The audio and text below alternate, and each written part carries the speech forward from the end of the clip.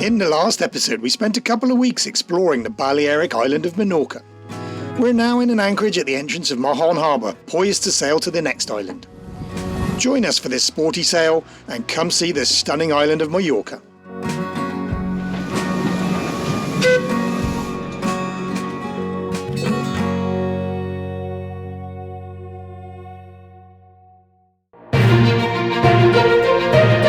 This is Intrepid Bear, a 40-foot sailboat off to explore the world with her crew Iain and Kate.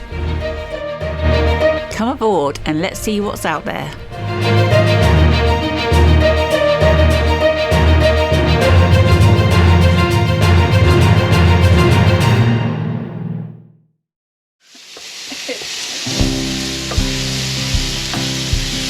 So we're setting off tomorrow. I can't think how far it is. 60, 70 miles? 55. That might take 10 hours. So I'm going to cook dinner tonight. I'm going to also cook tomorrow night's dinner and make packed lunch boxes.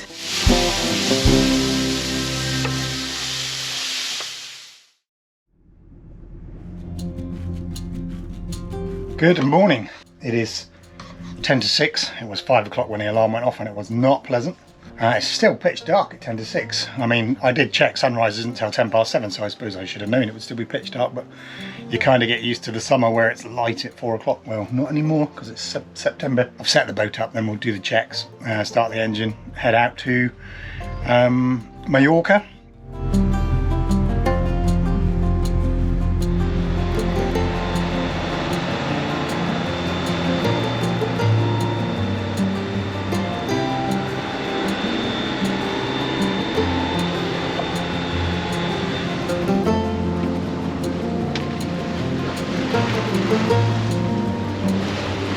We're motoring down the southeastern side of the island, so we knew the wind would be straight towards us. The wind is kind of roughly where it should be, but hopefully it will come round as we get around the bottom of the island and it will be on a good angle of sail. But what a sunrise is coming up behind us.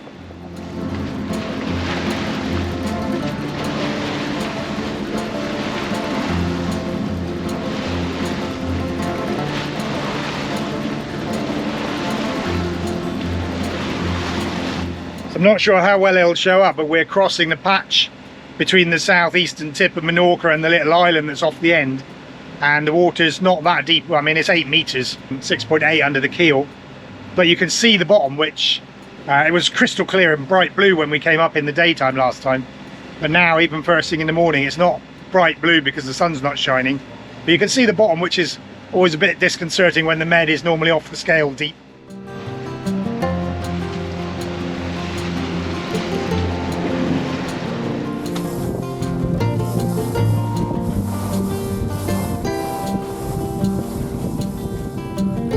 We've also got about 6 knots of wind, which isn't quite enough to really propel us yet. So we're just motoring a little bit longer. Sails are up, but we're just motoring a bit longer until this wind just fills in a bit, which I think it will. It's only 7:30 in the morning. I think the wind will come in a bit more. The main target today is to get to the north-west corner of Majorca, but I'd like to do that in daylight, so I need to be there by about 8 o'clock in the evening, because I don't want to be going into a rocky, tight anchorage in the dark. So we got engine off, sailing at about 4 knots, gets us in at the moment at about 7:45 in the evening. That's a little bit late because that's just to the point and we still need to find the anchorage. But the forecast is for the wind to pick up, so we'll go with this for now and just see how we get on. But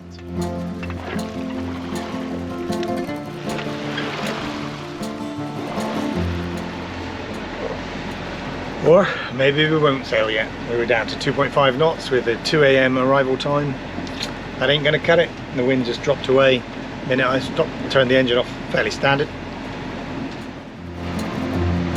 So we got a regular 6 or 7 knots now, and the sea definitely looks like there's a better breeze, and it's gusting up to 9. So we'll try that throttling down thing again, and trouble is every time I do it, it will disturb Kate, who's down having an off watch, but hopefully this time we can maintain sailing. We'll see how we go.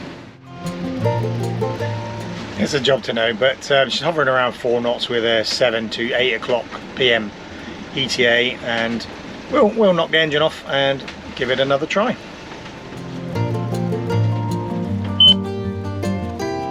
Putting the gear shifter into a stern once I've turned the engine off like that just stops the transmission and allows the blades on the variable prop, the feathering prop, to just straighten themselves into the water flow, because it can just keep spinning, but once you put it astern, it'll stop the prop, which will force the blades to go nice and flat with the water flow, and that's why I do that.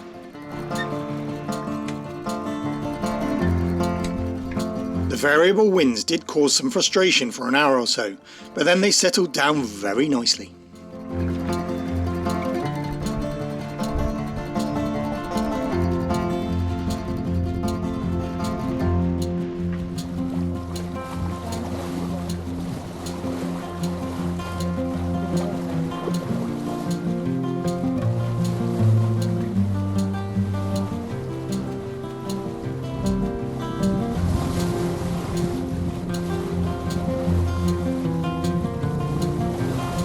Wind sailed in a bit more steady now. We've got sort of 9-10 knots. We've got a 16-metre boat just off our port side. They're slowly overhauling us, but they're not going much faster than us. They should be going quite a lot faster than us, but they're not, so fair play to the Bear and her crew.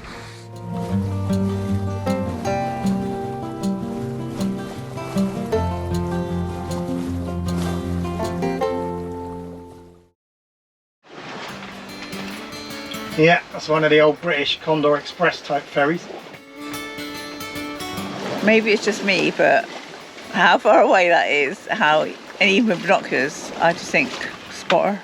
I spotted it before I had the binoculars, that was just to confirm it. And why are you such a nerd? Well, I just recognise them because I used to see them every day. So yeah, as I expected, that is the Jome 3. And she was once upon a time a Condor ferry operating the Channel Islands route, which operated out of Weymouth in the UK, so I would have seen that ferry alongside many times and probably crossed its path on my windsurfer in Weymouth Bay at times.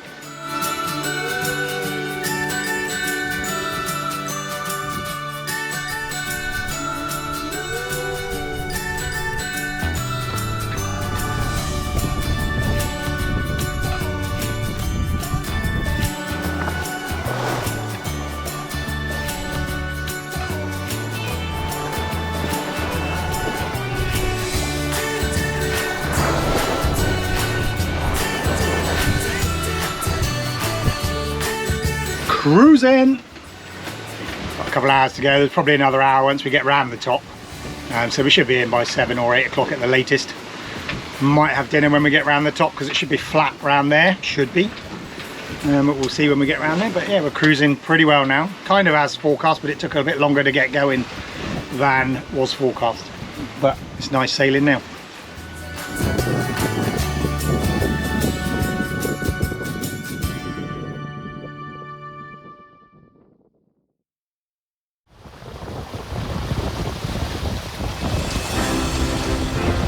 As we closed in on the northeast corner of Majorca, things really started to liven up.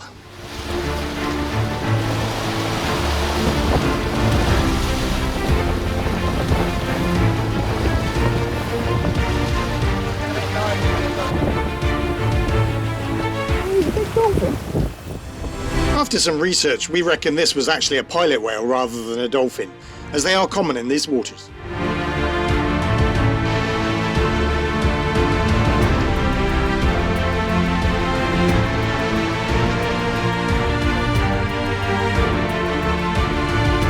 So we're fast approaching the headland where we've got to turn probably 50 or 60 degrees round to port. We're currently very broad, reaching in up to 20 knots of wind at times now. So as we come around the corner, it could be quite intense if it stays at that, but also immediately around the corner we'll be behind the quite high headland here that you can see is quite high. So hopefully as we turn that corner it will be sheltered. It certainly should be flat seas.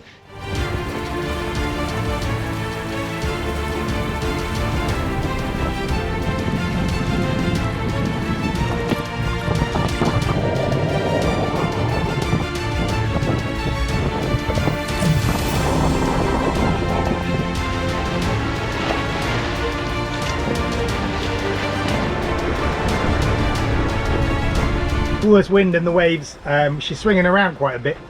And so I'm going to up the performance of the autopilot because it's set on leisure mode at the moment. So I'm going to bring it up 2 levels to performance, which should mean that she steers a lot more aggressively and hopefully keeps under control a little bit more. But it uses more battery power. That's not a problem with the sun being as high as it is, but that's why you'd have it on leisure. Let's see how she holds the course like that. You can see already the steering wheel's moving a lot more.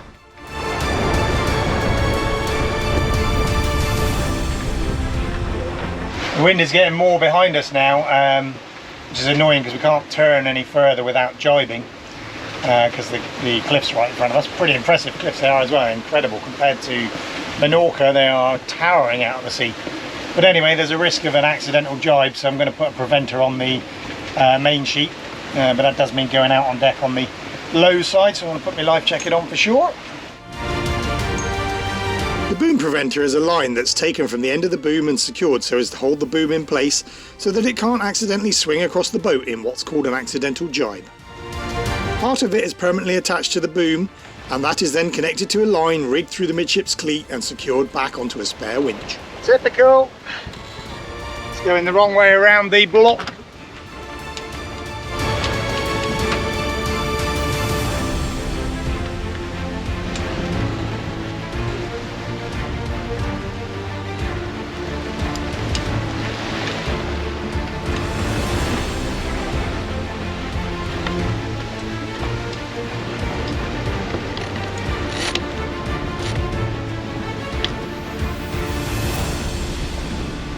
Okay, job's a good one.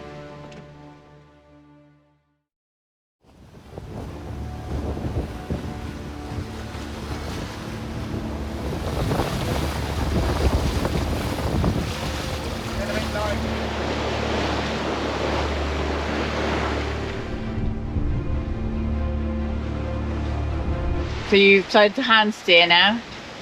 Yeah, she was still rounding up a bit. There's some quite big waves and they're right on the quarter.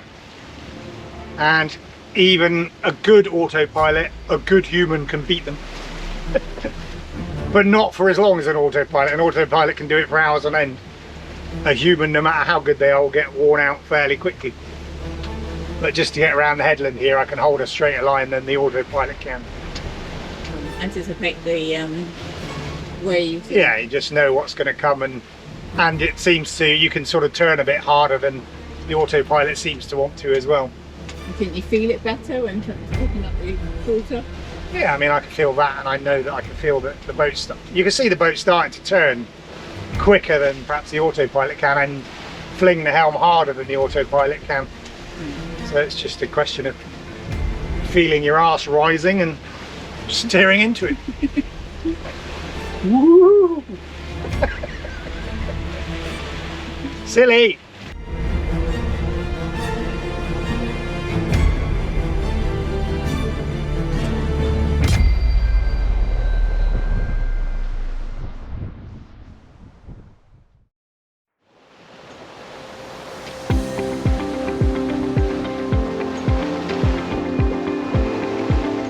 Well, that was lively, but I've said to Iain, I've had a lot of fun today.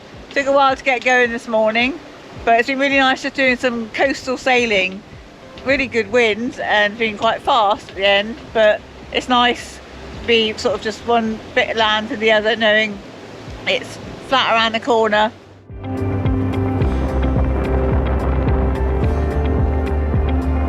What a difference just a few meters can make. You know, the waves are a fraction of what they were 5 minutes ago.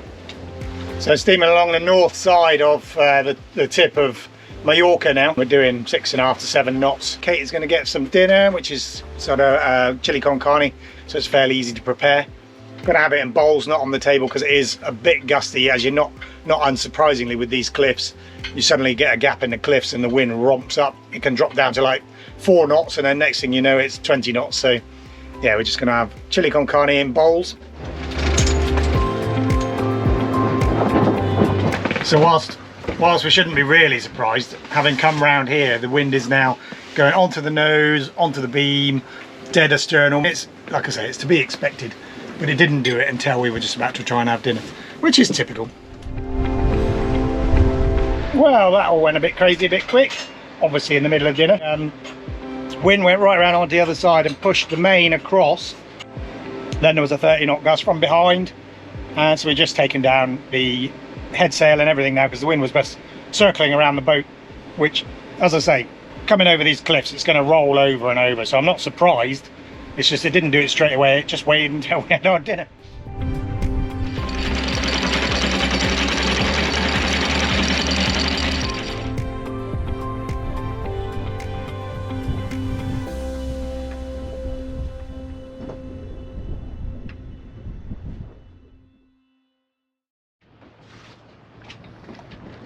So I'm not sure what the wind's doing. We were expecting to wake up, or hoping to wake up in a nice flat crystal blue anchorage this morning. What we actually woke up to was the stern of the boat was out to sea with a swell coming in, so we were bouncing up and down and then sort of slapping up under the counter stern, slapping our arse as we say. It wasn't horrific, but it's bobbling around quite a lot more than you want to just sit around. So we're going to weigh anchor and get on down to Soyer. Soyer is spelt Solar, S-O-L-L-E-R, but I think it's pronounced Soyer. We got a marina booked there from tomorrow, Sunday, because there's some weather coming in. If we can get in today, we will, because otherwise it could be 30 odd knots by the time we go to dock tomorrow lunchtime. And we'd prefer not to dock in 30 knots if we don't have to.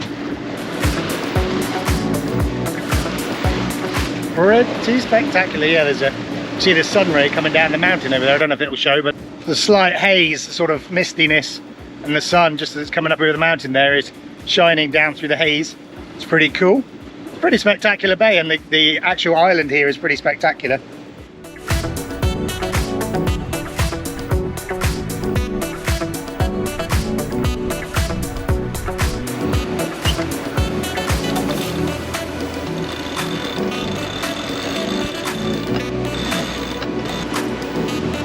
So we're too close to the cliffs for a consistent wind at the moment. We're currently showing 4 knots true wind. A minute ago it was 23, because literally it's just flopping around all over the cliffs. The wind, the sail's gone on the other side now.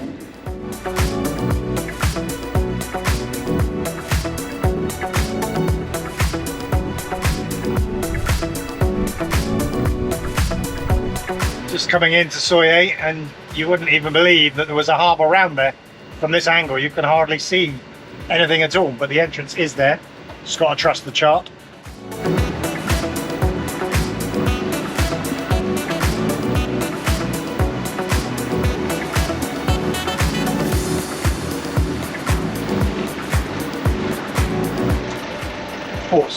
Port Soyer, sailing vessel Intrepid Bear, over. There was some delay getting a response from the marina, but eventually they did give us clearance to enter and a berth allocation.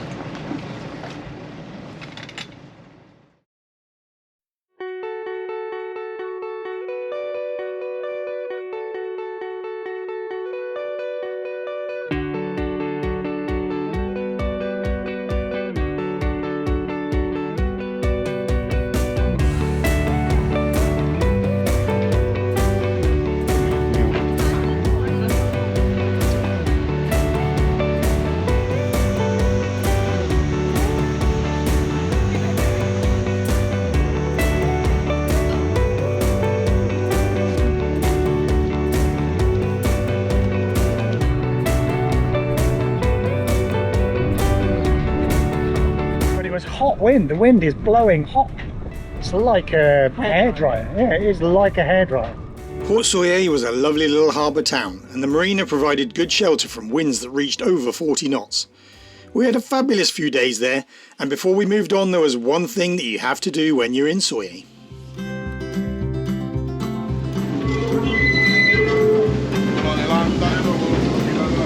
We're going to catch the tram to Soyer. Where we are now is Port Soyer. Tram goes to Soyer, and then there's an old wooden train goes to Palma. So it's the thing to do when you're in Soyer. Catch the train to Palma.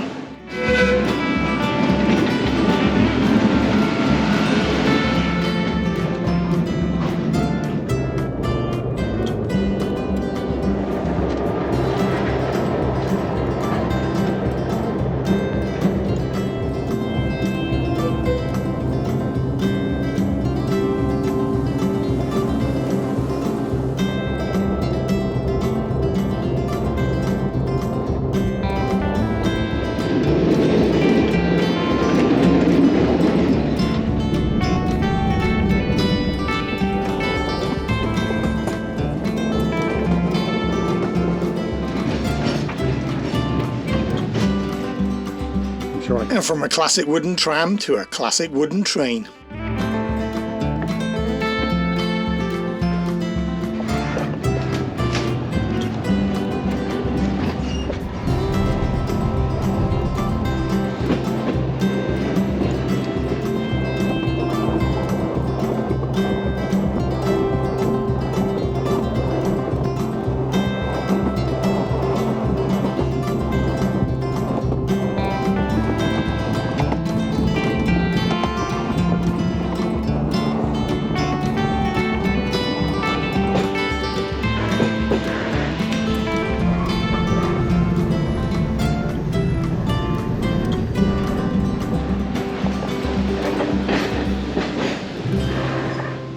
That many stops.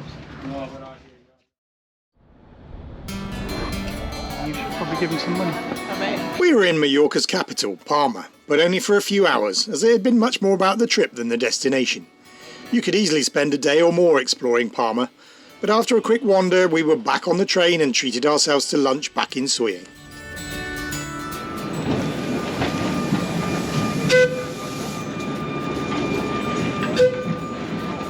And whilst I'd originally planned an episode per island in the Balearics, there is still way too much to show you on Majorca, so we'll have to save it for next time. Join us then to see the incredible Saca Lobra as well as Elephant Rock before we set sail to Ibiza, and discovered that there's a bit more to that island than just the party capital of the Med. Thank you for watching.